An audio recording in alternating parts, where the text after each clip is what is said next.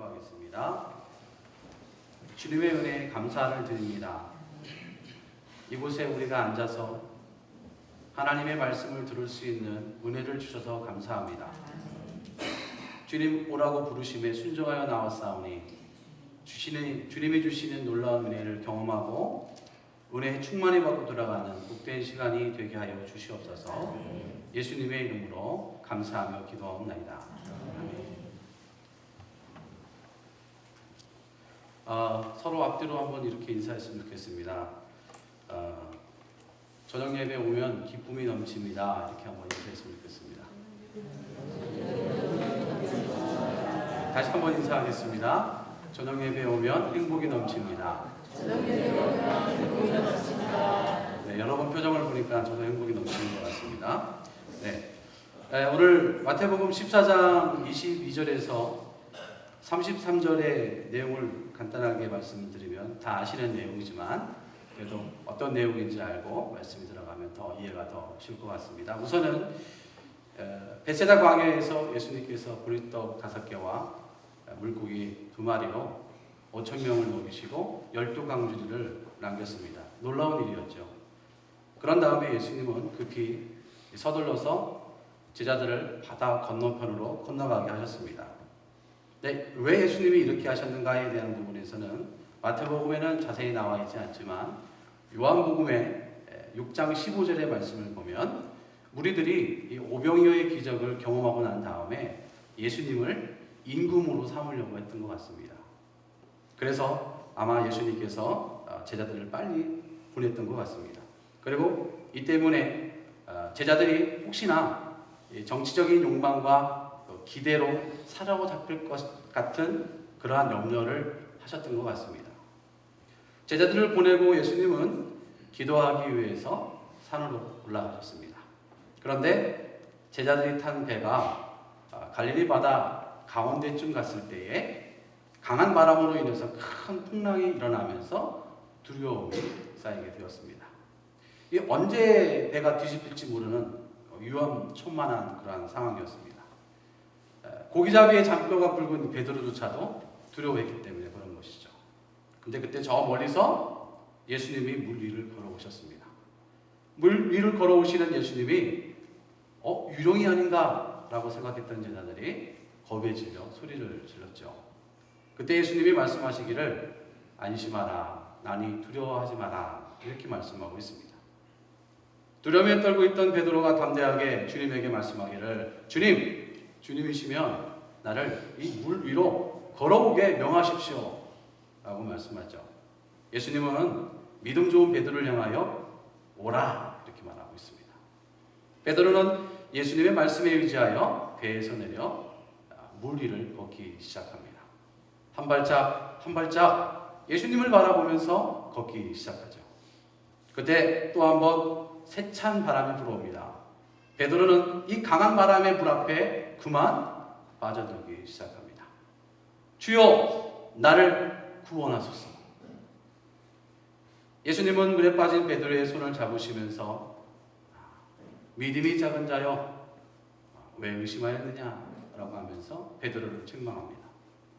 베드로가 예수님의 손을 잡고 배에 오르자 풍랑이 잔잔해졌고 그 광경을 본 제자들은 정말 예수님은 하나님의 아들입니다 라고 이야기하면서 예수님을 경배했습니다. 마태복음 14장 22절에서 33절의 내용이 바로 이런 내용이죠. 오늘 우리가 함께 들은 이 본문을 통해서 하나님이 주시는 은혜가 있는데 그것은 정말 믿음이 좋은 베드로였지만 사실 우리의 믿음과 별반 다를 거 없는 사람이다라는 것이죠. 흔들리지 않고 피를 곳이 없는 것처럼 세상의 어떤 믿음도 흔들리지 않는 믿음은 없습니다. 여러분 가운데 혹시 한 번이라도 안 흔들린 적 있는 사람 있습니까? 저는 아마 수십 번, 수백 번, 수천 번 아마 제 믿음이 흔들렸지 않을까 생각이 듭니다. 이렇게 흔들리는 믿음을 가지고 있는 저와 여러분들에게 오늘 본문을 통해서 주시는 은혜가 있는데 23절 말씀을 함께 다 같이 읽어보겠습니다. 마태복음 14장 23절입니다. 무리를 보내신 후에 기도하러 따로 산에 올라가시니라.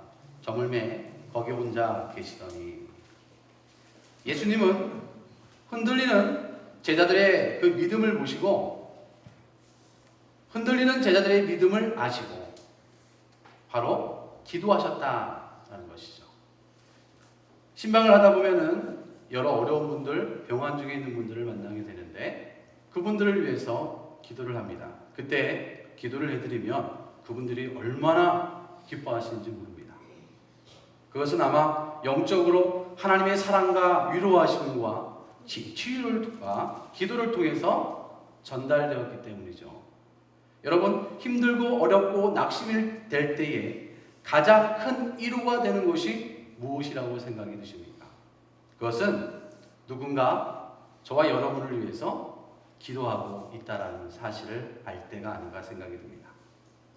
누군가 여러분을 위해 기도하고 있을 때 그것을 안다면 여러분 얼마나 큰 위로가 되겠습니까? 그런데 우리가 기도하는 것은 한계가 있습니다. 사람이 기도하는 것은 한계가 있어요. 바쁘다 보면은 잊어버릴 때가 있습니다. 때로는 게을러서 못할 때도 있습니다. 한두 번 하다 보면 기도를 중단할 때도 있습니다. 이것이 바로 우리의 연약함이죠. 그러나 예수님은 그렇지 않습니다. 예수님은 단 한 번도 우리를 위한, 저와 여러분을 위한 기도의 줄을 한 번도 놓은 적이 없으십니다. 왜냐하면 예수님의 관심은 온통 저와 여러분들 가운데 있기 때문에 그렇습니다. 여러분의 움직이는 것, 여러분의 숨쉬는 것, 여러분이 생각하는 모든 관심이 하나님께 있다는 것이죠. 또 예수님이 죽으시고 부활하셔서 하늘 보좌 우편에 앉으셔서 하시는 사역이 있는데 그 사역이 무엇이냐? 바로 저와 여러분들을 위해서 간구하시는 것이다 라는 겁니다. 그래서 예수님이 우리를 위해 기도하고 계시다라는 것을 통해서 주시는 은혜로운 찬양이 있습니다. 그 찬양이 뭐냐면은 누군가 널 위해 기도하네 라는 찬양입니다. 여러분, 오늘 이 시간에도 고난당할 때 하나님이 여러분을 위해 기도한다는 사실을 깨달을 수 있는 은혜가 있기를 주의 이름으로 축원합니다. 마음이 지쳐서 기도할 수 없고 눈물이 빗물처럼 흘러내릴 때에 주님은 우리의 연약함을 아시고 주님은 우리의 상한 마음을 아시고 사랑으로 인도하시고 누군가 널 위해 기도하네. 내가 홀로 외로워서 마음이 무너질 때에 누군가 널 위해 기도하네. 여러분, 이 찬양을 함께 고백하기를 원합니다. 두 손을 가슴에 얹고 함께 찬양합시다.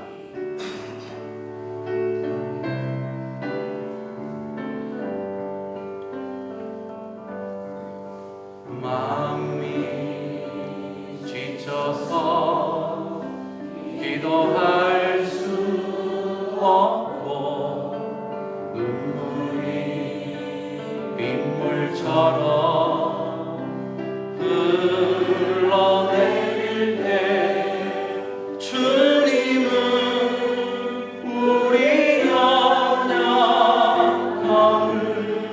아시고 사랑으로 인도하시네. 누군가 널 위해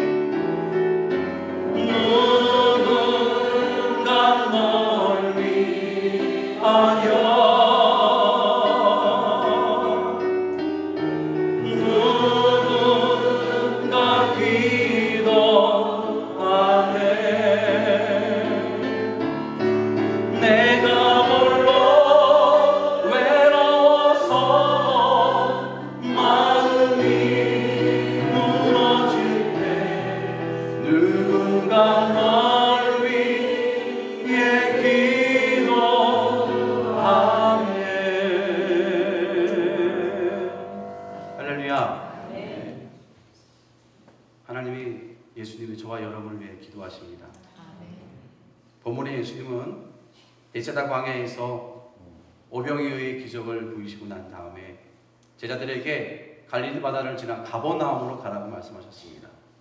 이렇게 제자들을 보내고 난 다음에 예수님이 어떤 일을 하셨습니까? 산에 올라가셔서 기도하셨습니다. 다시 말하면 상황에 따라 믿음이 흔들리는 제자들을 위해 기도하러 산에 오르셨다라고 합니다. 물론 성경에는 자세하게 나와 있지는 않습니다. 예수님은 제자들이 갈릴리 바다를 건너면서 풍랑을 만날 것을 다 알고 계셨습니다. 그런 그들의 믿음으로 위기를 이겨낼 수 있도록 예수님은 기도하러 산에 올라가신 거예요. 누가복음 22장 32절에 보면 그러나 내가 너를 위하여 내 믿음이 떨어지지 않기를 기도하였노니 너는 돌이킨 후에 내 형제를 굳게 하라 라고 말씀합니다. 예수님은 베드로가 3번 부인할 것을 알고 있었습니다. 그러나 이 일로 베드로가 믿음이 흔들리지 않기 위하여 기도하시는 거예요.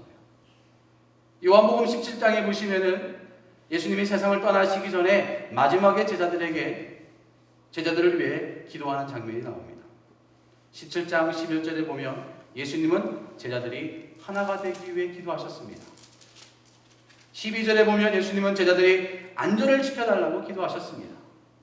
15절에 보면 예수님은 우리가 악에 빠지지 않게 해달라고 기도하셨습니다. 17절 말씀을 보면 예수님은 우리가 진리로 거룩하게 되기를 위해 기도하셨습니다. 그리고 24절에 보시면 아버지의 영광에 참여할 수 있게 해달라고 예수님은 기도하셨습니다.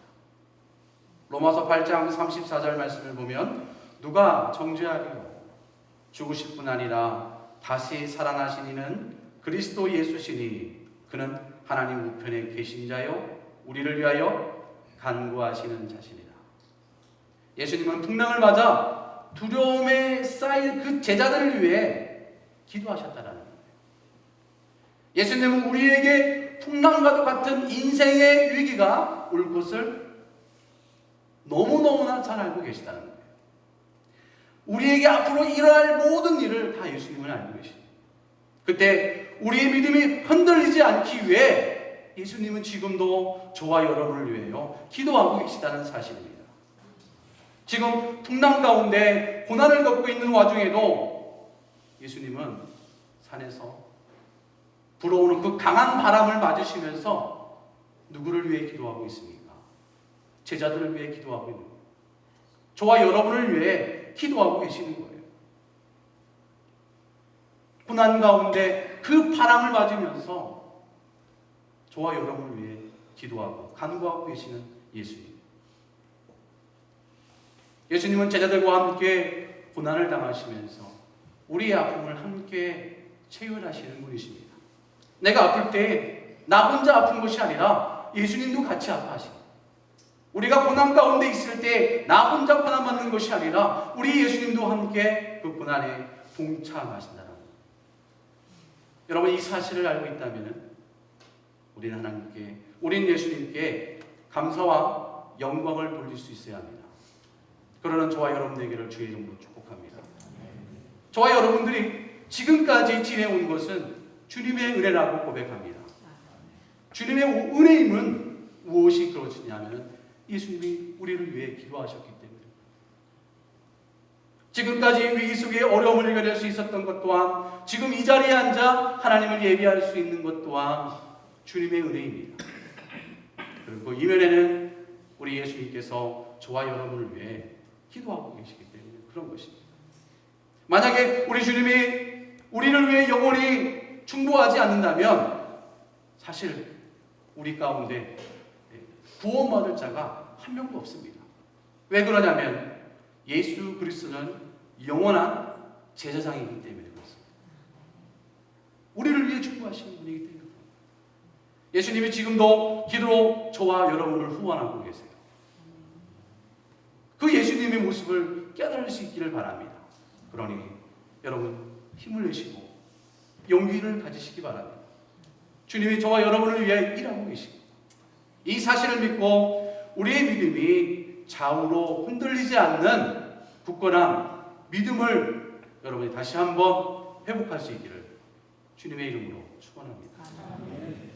27절 말씀을 함께 보시겠습니다. 27절 말씀을 함께 읽겠습니다. 예수께서 즉시 이르시되 안심하라, 나니 두려워하지 말라. 두 번째로 우리가 알 수 있는 것은 무엇이냐면은 이 흔들리는 믿음을 가진 우리를 향해서 예수님이 뭐라고 말씀하시냐? 안심하라. 나니 두려워하지 말라. 제자들이 배를 타고 육지에서 수리를 떠나, 이 수리라는 말은 가운데라는 말입니다. 그러니까 제자들이 갈릴리 바다 가운데 도착했을 때에 큰 풍랑을 만나게 된 것입니다. 큰 풍랑이 일어난 이유는 바람이 불어왔기 때문이죠. 성경에 보니까 성경에 나오는 바람의 의미가 있습니다. 좋은 의미도 있지만 대부분 나쁜 의미인데 어떤 의미로 쓰이냐면 덧없음, 하나님의 심판, 사람을 흩어지게 하는 재난, 사람을 미혹하게 하는 교훈 이런 등으로 상징되고 있습니다. 이 바람이라는 것이요. 곧 갈릴리 바람에 불어닥친 바람의 의미는 제자들에게 주는 시험이었다라는 것을 알 수가 있습니다. 그래서 바람이 생기는 이 풍랑 때문에 제자들에게 고난이 닥치게 된 것입니다. 그때 밤 사경이었습니다. 유대인의 시간으로 따지면 밤 사경은 새벽 3시부터 6시까지를 말합니다. 저 멀리서 불안에 떨고 고난 가운데 있는 제자들에게 예수님이 바다 위를 걸어오셨습니다. 그리고 제자들에게 하신 말씀은 마태복음 14장 27절에 안심하라.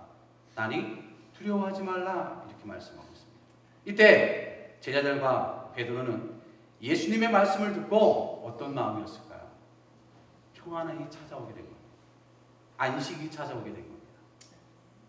우리의 삶도 마찬가지입니다. 이렇게 잔잔하게 살아가고 있지만 어느 순간에 갑자기 불어닥치는 풍랑으로 인해서 누구든 간에 고난이 올 수 있다는 것이죠. 이것은 시험이다. 이 시험 속에 우왕좌왕하지 마시고 예수님의 말씀으로 여러분이 평안을 소유할 수 있기를 축원합니다. 기도의 응답이 없다 할지라도 하나님이 여러분에게 평안을 주시면 그 평안함이 기도의 응답이 되는 겁니다. 사무엘상 1장을 보시면 우리가 잘 아는 한나라는 여인이 나옵니다. 이 여인의 슬픔과 근심은 무엇이냐면 아기를 갖지 못하는 겁니다.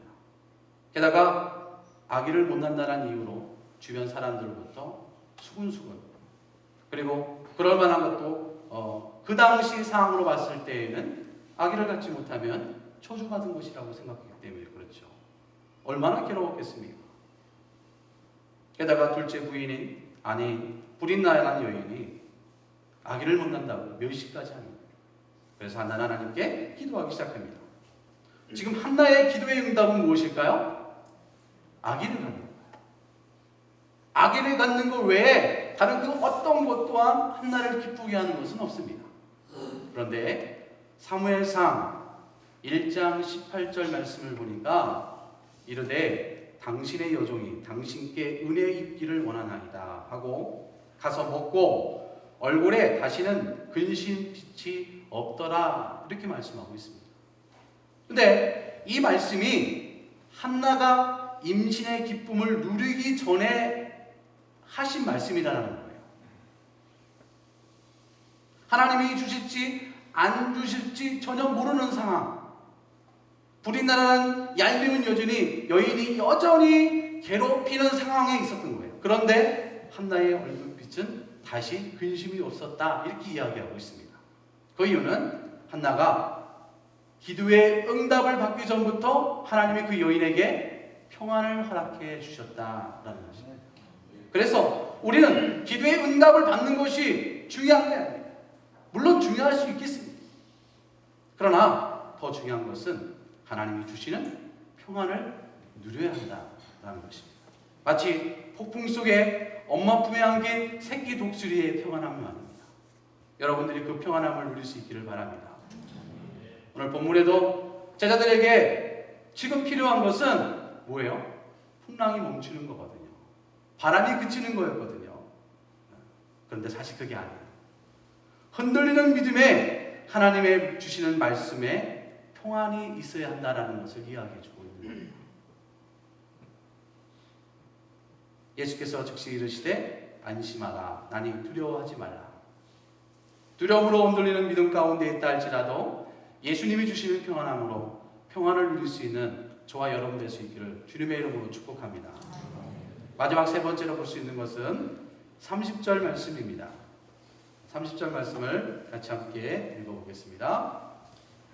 바람을 보고 무서워 빠져가는지라 소리질러 이르되 주여 나를 구원하소서 하니. 우리의 믿음이 흔들리는 것은 예수님께 시선이 고정되어 있지 않기 때문에 그런 것입니다. 고난 가운데 예수님의 음성을 들은 제자들의 마음속에 평안이 찾아왔습니다.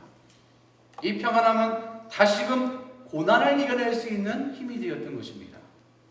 베드로는 예수님의 음성을 듣고 담대하게 주님, 만약 주님이시거든 저를 명하여 물 위를 오라게 하십시오 라고 말합니다. 이때 예수님이 베드로의 회복된 믿음을 보신 겁니다. 그래서 베드로를 향하여 오라! 다른 얘기 안 했습니다. 그냥 오라! 여러분, 이 오라라는 말씀은 예수님에 대한 믿음을 보이라는 거예요. 누구에게요? 베드로에게. 그러면 예수님이 전적으로 보호해주고 안전을 지켜주겠다라는 말이 되는 겁니다. 하나님이 아브라함이 75세에 부르실 때에 내가 내게 지시한 땅으로 가라! 이렇게 말씀하셨습니다. 가라! 아브라함에게는 하나님을 믿는 믿음의 증거가 필요한 거예요. 그래서 아브라함은 순종해서 본토 아비집을 떠나 하나님이 지시한 땅으로 순종하며 나아갔습니다. 이것이 바로 그들의 믿음의 시작이었다라는 것이죠. 오늘 본문에도 예수님은 베드로를 향하여 오라라고 말씀합니다. 믿음의 증거가 필요했던 것이죠. 우리도 마찬가지입니다. 하나님이 여러분을 부르실 때에 오라라고 하시면, 때로는 가라라고 하시면 우리의 믿음의 증거를 보여줄 수 있는 기회임을 아시고 아멘하여 순종하며 나아갈 수 있는 저와 여러분 되기를 바랍니다. 그리하여 베드로는 주님의 말씀에 의지하여 자신의 믿음을 보이게 되는데 그 믿음이 무엇입니까? 바로 물 위를 걷는 것이었습니다. 그래서 30절에 바람을 보고 무서워하며 하기 전에 바다 위를 베드로가 걸을 수 있게 된 것입니다. 그런데 30절에 가서는 바람을 보고 무서워 이렇게 말씀하고 있습니다. 그러니까 바람을 보기 전까지만 해도 베드로의 시선은 예수님께 고정이 되어 있었다라는 것이죠. 그러나 강한 바람이 불어오는 순간 예수님을 향한 그 시선이 흐트러지기 시작한 것입니다. 제가 예전에 성남에 살았을 때 아이들 데리고 나들이를 갔는데 과천에 있는 경마장에 간 적이 있습니다. 여러 말들이 이제 경주를 하는데 특이한 것은 어떤 말은 눈 가리기를 하고 어떤 말은 눈 가리기 없이 다니더라고요. 그래서 왜 저 말에다가 눈 가리개를 했을까?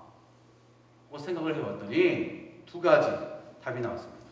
첫째는 앞만 보게 하고 달리게 하기 위해서. 두 번째는 옆에 있는 시선이 흐트러지지 않게 하기 위해서. 여러분, 우리나라 자동차 사고 1위가 졸음운전이라고 합니다. 두 번째 자동차 사고 이유가 부주의입니다. 부주의라는 것은 시선이 엉뚱한 데가 있는 거죠.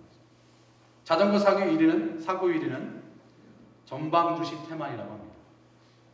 바라봐야 할 앞을 바라보지 아니하고 엉뚱한 데를 바라보면 사고가 난다는 것이죠. 마찬가지입니다. 끝까지 예수님을 바라봐야 했던 베드로는 바람으로 말미암아 풍랑을 의식할 수밖에 없었고 풍랑을 의식하다 보니까 풍랑으로 인하여 두려움이 쌓이게 되었던 것입니다. 우리의 믿음이 흔들리는 이유는 바로 하나님께 우리의 시선이 고정되어 있지 않기 때문에 그런 것이죠.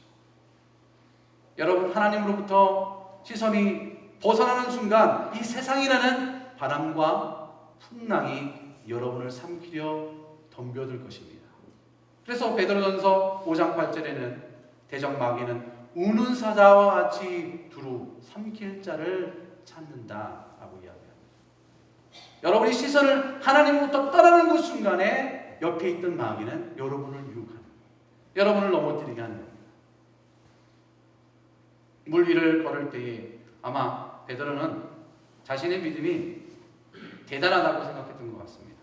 그러나 정작 위기상황이 왔을 때 자신이 얼마나 연약하고 보잘것없는 믿음 없는 존재라는 것을 깨달았습니다. 그래서 오늘 본문 14장 30절에 뭐라고 이야기합니까? 주여 나를 구원하소서. 주여 나를 구원하소서. 베드로의 고백 속에 자신의 믿음이 작음을 인정하고 있는 거예요. 흔들리는 믿음이라는 것을 알게 된 것입니다. 여러분, 나의 믿음이 작은 것을 알게 된다면 하나님께 도움을 구하십시오. 그러면 하나님은, 우리 예수님은 언제든지 저와 여러분의 손을 잡아주십니다. 예수님은 아무 때나 우리의 손을 잡아주시는 것이 아니라 우리가 하나님 앞에 나와서 죄인이라는 사실을 깨닫고 주님만이 우리의 죄를 용서할 뿐이라는 사실을 믿고 고백할 때 결코 외면하지 않으시고 우리의 손을 잡아주시는 분이십니다.